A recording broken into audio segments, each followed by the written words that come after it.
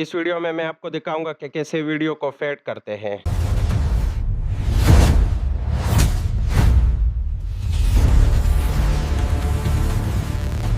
All right, मैंने timeline में एक वीडियो क्लिप ऐड कर लिया है जिसको मैं फेड आउट करना चाहता हूं। तो ये करने के लिए हम इफेक्ट्स पैनल में जाएंगे, सर्च बॉक्स में क्रॉस डिसॉल्व टाइप कर लेंगे और इस इफेक्ट को ड्रैग कर लेंगे अपनी क्लिप के एंड में। जब मैं वीडियो को प्लेबैक करता हूं तो ये फेड हो जाती है।